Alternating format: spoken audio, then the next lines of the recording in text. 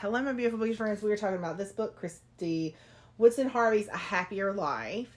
My bestie Abby gifted me this for Christmas because we actually did like a Christmas lights tour in Beaufort, which is where this book takes place. Is Beaufort, North Carolina. It always makes one of the America's Best Small Towns lists every day, and it really is something magical about Beaufort.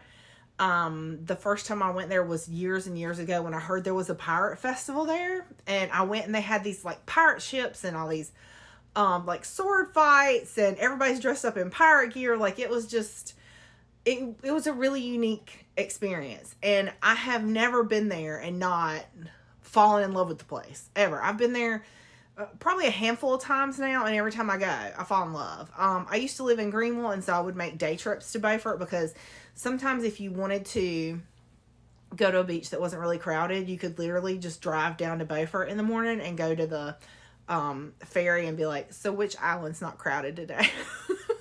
And they would tell you. That was really nice to be able to do that. And just relax or look for shells or swim or whatever. So it really is a magical place. But to be able to like kind of see all of that in a book. And this book it's really cool because Keaton, she's living in New York City. She's living her best life. She don't even know her family has a house in Beaufort. She has no idea. She gets fired from her job after she kind of, she didn't even really flip out. She was just like, what? When she found out that her boyfriend, whom she was living with, cheated on her with his ex-wife, who is her boss. Yeah. And the boss is pregnant. All this happened while they were living together. So she's kind of like, understandably like, you did what? This is ridiculous. This is crazy.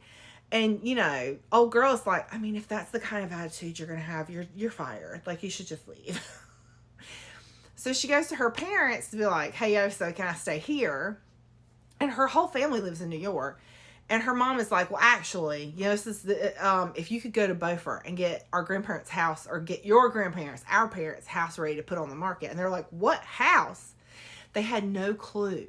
Like, these people have been holding on to this house for like 20, 30 years. And the kids didn't have a clue that their grandparents had a house in Beaufort because their grandparents died in a car crash. Except when she gets to Beaufort, she finds out they didn't die. They disappeared. Nobody knows where they went. So, or let's just say they didn't die in the car crash. TBD. So it's kind of a mystery, kind of family drama. I love this. It was a really quick, easy read. I definitely give this a 5-star. So if you're looking for something that's like to give you some cheer, and something a little magical and small town, with also some romance, this is your book.